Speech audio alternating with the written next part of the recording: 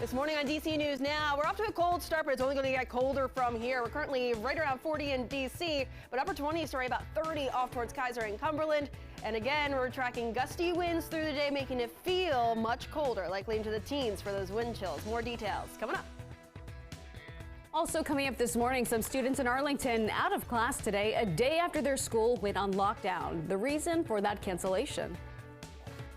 Plus, Metro honoring the heroic employee who lost his life trying to disarm a shooter, what the agency is doing to remember him.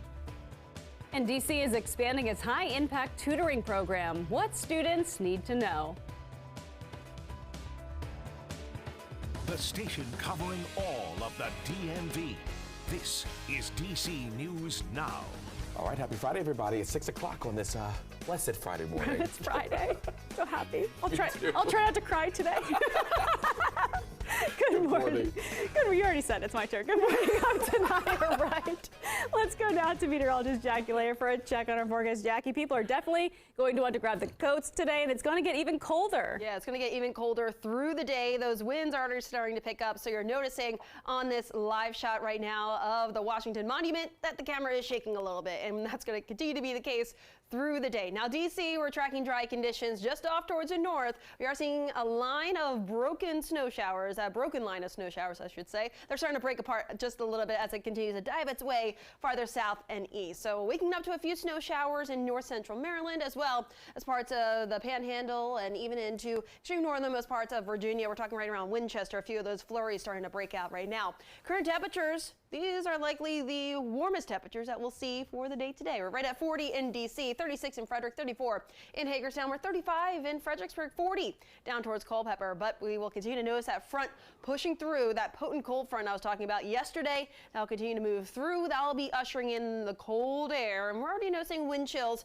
diving back into low 20s off towards the north. Teens already is what it feels like in Cumberland, right at the freezing mark. That's what it feels like in DC, while Manassas and Leesburg feeling like we're into the 20s.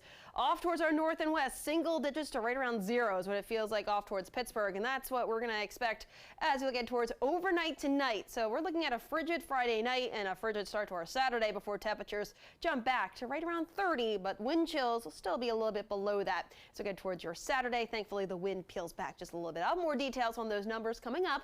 We have to head over to Shanika with the very latest on traffic. How are those roadways this morning? Well, we're back over to 66. So the thing is, we had a single vehicle crash heading westbound in Marshall. Now we're in Fauquier, right near 17, heading westbound. There's a two-vehicle crash. So do watch for delays. No delays from what I can see. Let's flip over to the maps. 66 all the way around looks good through Centerville, Haymarket, Fairfax and beyond, the Mixing Bowl even. 95, all of the major roadways right now. No problems. Over to 650 New Hampshire Avenue. Top side, you're starting to see some delays, but no problems there. And then on the Maryland side, you're looking good, 95. On the other side of the Beltway, over the Woodrow Wilson Bridge, it's looking good too. No worries at all. All right, Shanika, thank you. Here's what you need to know this morning. Classes have been canceled at Wakefield High School today. This after the Arlington school was put in a lockdown yesterday. Earlier this week, one student overdosed in the bathroom. School officials say the building will be open today for counseling and mental health services. A 16-year-old is in critical condition this morning after a shooting in Germantown. Montgomery County police say this happened yesterday afternoon on Demetrius Way. Two possible suspects were seen running from the scene. As of right now, police have not made any arrests. And DC police asking for your help this morning, finding the person who you see here, who they say robbed someone at gunpoint and stole a Canada Goose jacket. It happened Wednesday in Foggy Bottom. This video showing that alert from George Washington University, where students were warned about the string of robberies involving the luxury jackets. And a 17-year-old is facing charges this morning for making anti-Semitic phone calls to a Jewish center in Montgomery County. These calls were made to the Rockville Outreach Center back in December. Police were able to trace the calls back to that teen. Their identity has not been released. All right, time right now is 6:04 happening now. Classroom doors are not opening for Wakefield High School students this morning in Arlington. You're looking at live pictures this morning outside of the school, just very few cars there. Now, according to Arlington County Police, the lockdown is because someone was trespassing on school grounds. That's right. This all happened at about 1 o'clock yesterday afternoon. Police say the high school received a report of a possible trespasser on campus. The school went into lockdown while police were there investigating. They say they did not find the trespasser. The investigation into that situation is ongoing. As of right now, no injuries were reported. And this all comes just 2 days after police say that they found a student unconscious in a bathroom at that school because of a drug overdose. First responders gave that student medical aid before taking them to the hospital. We will continue to bring you updates as we get more information. And while classes may be canceled today, the school building will remain open for those mental health and counseling services that we told you about. Now, the buses will run on a normal schedule to allow students to travel to and from school for counseling sessions. Breakfast and grab-and-go meals will also be provided for students as well. And so far, no word on the school schedule for next week. We will provide you with that update, of course, when school officials make any further announcements. Family and friends are mourning the loss of a Metro worker shot and killed on the job. That is right. Witnesses say Robert Cunningham tried to intervene when a gunman killed him and injured 3 other people. Now, this all happened at the Potomac Avenue Metro Station in Southeast. Our Mariel Carbone spoke to one of Cunningham's neighbors, who says she is shocked and shaken up. Inside the Potomac Avenue Metro Station, a memorial grows. A good neighbor, a caring person. He was just really proud of his family and everything that they accomplished. Mary Whalen has lived across the street from Robert Cunningham for more than 3 decades. Wednesday, the 64-year-old was shot and killed while on the job, working as a mechanic for Metro. Total shock. I mean, I just can't believe that I'm not going to see him pull in his truck and get out of it. I'm not going to see that ever again. His heroism has to be recognized here today. Police say Cunningham intervened after a gunman, now identified as Isaiah Trotman, shot 3 other people. What first started on a Metro bus ended on the train platform. Police say Cunningham was trying to protect the 3rd surviving victim when he was immediately killed. I was shocked. I was very shocked because it seemed so brutal. What I didn't understand was that how many people were there with him, and that this man shot several people in the leg but then chose to kill Bob, which I didn't understand. I still don't understand it. Whalen says the loss is difficult to process. People have been calling him a hero. Mm-hmm. Does that match the person you know? I think so. I think if you really needed him, he would be there for you, and that's what he did yesterday. He put his life on the line, so to speak, and you know, he didn't have to do that. So that's heroic to me.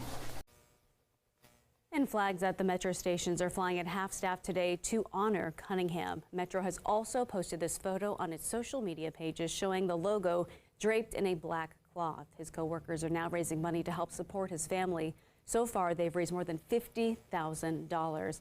And we are also learning that the suspect in the case had a history of erratic behavior.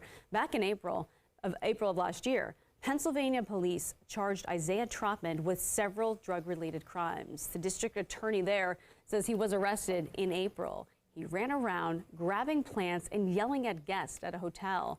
Trotman also pleaded guilty last month to possession of meth. Your time right now is 6:08. 2 people now dead after a fire tore through a Montgomery County home earlier this week.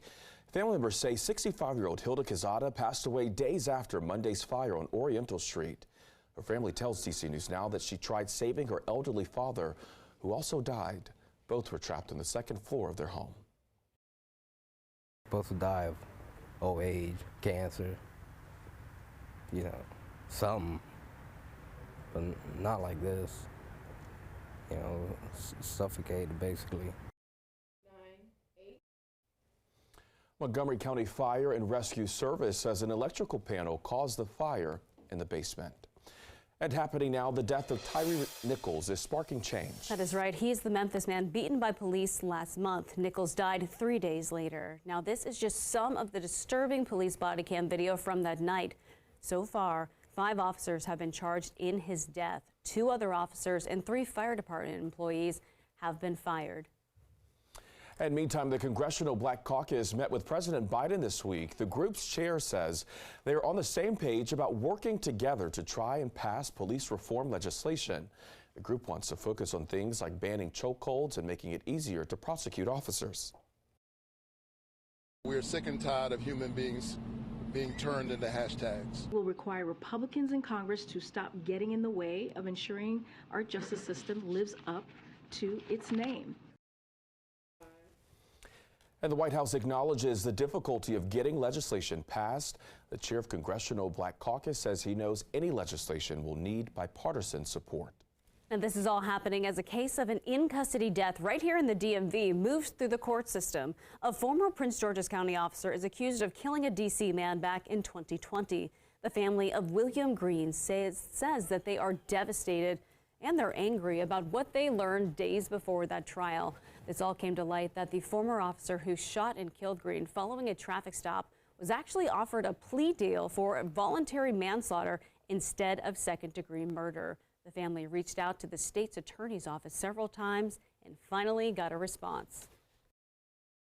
They told us in light of new evidence, we've decided to offer him a plea deal of voluntary manslaughter and two of the lesser charges.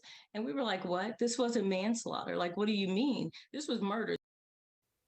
The family also says the officer is dangerous and needs to serve time for his actions.